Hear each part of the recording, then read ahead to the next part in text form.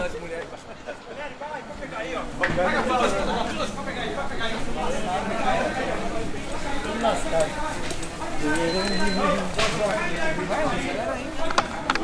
te digo.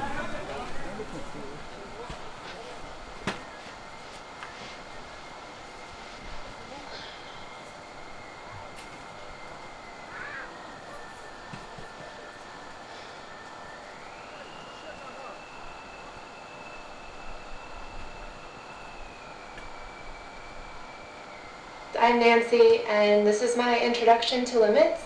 I will show you what a limit is, how to read its notation, and what it means on a graph. Let me introduce you to limits. Now, I know a few of you in the audience who are guys who are probably like, oh, here we go, another talk about sexism, misogyny, this isn't relevant to me. Or perhaps you're a woman who's never experienced this. Well, I'm here today to tell you why sexism and misogyny affects everybody, regardless of your gender. So what is a limit? It's basically just a prediction of what y value it looks like we should get at a point. That seems kind of vague, so let me show you what I mean. Look at this graph and this limit question. It's quite a big thing. Now, if I was a man, I would be pretty annoyed with these gentlemen because, and you know exactly the ones that I'm talking about. You know, they're the ones on the periphery of your friendship group or, you know, in your office, you kind of make sexist or misogynistic chat. Or... The graph's a little strange, it has a hole in it, a gap, but that's completely possible. What does this limit notation mean when you see this? Well, officially, technically, how you read this is the limit as x approaches 1 of f of x equals some number. What does that mean? That means when x gets really close to 1, what is y getting really close to? And the limit, the answer for the limit is always a y value. And so this gentleman here was saying, I would want to die too if I was your father. You're a horrible person. You're ugly and worthless, honey.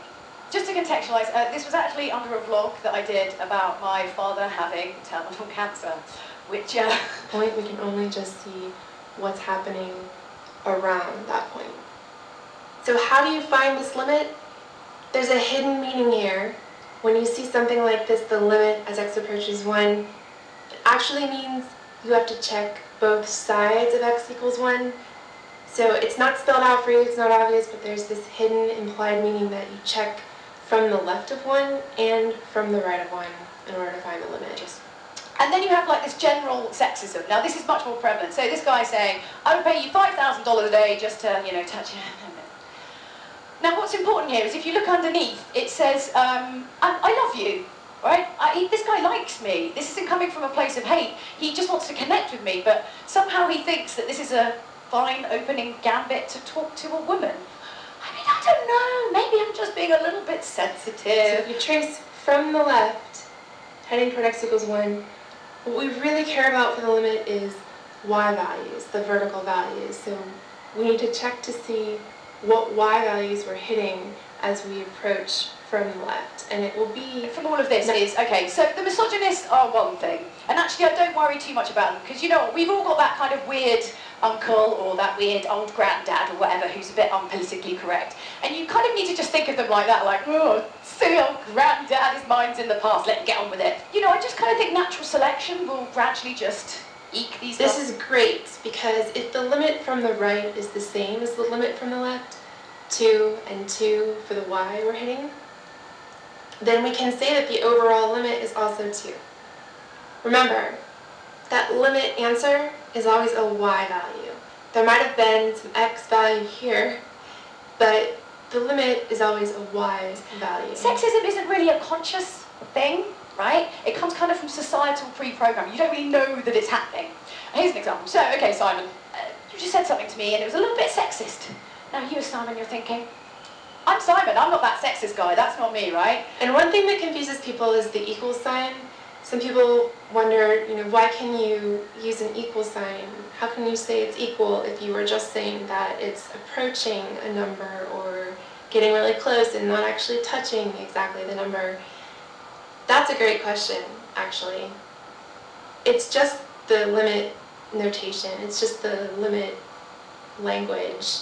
We can say that the limit equals a number, and it just means that that number is what the function is approaching. conscious. That's why you don't notice it. The best way of explaining it, really, as a bit of a nerd, is that it's kind of like malware. You know, you've like picked it up from searching various places online, and it's kind of just infected your brain a little bit and affected your behaviour, and kind of runs in the background without you really realising it. I think that's the best analogy that I could come up with. Now, while I'm up here, just want to make one small point, which and is... notice that I'm not saying that the function equals 2 at x equals 1. It's not that. And in fact, if you look at the graph, there's a hole at x equals 1. We don't even know what the function equals. It's not defined. It's indeterminate. Even though there's this hole at that point, x equals 1, we can still say that the limit as x approaches 1 is equal to 2.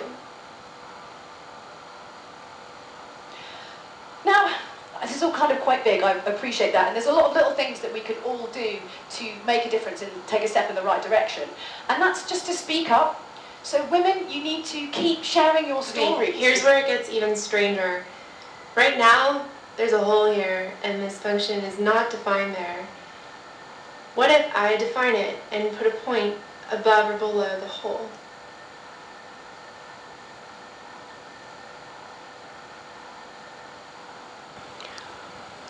Limite.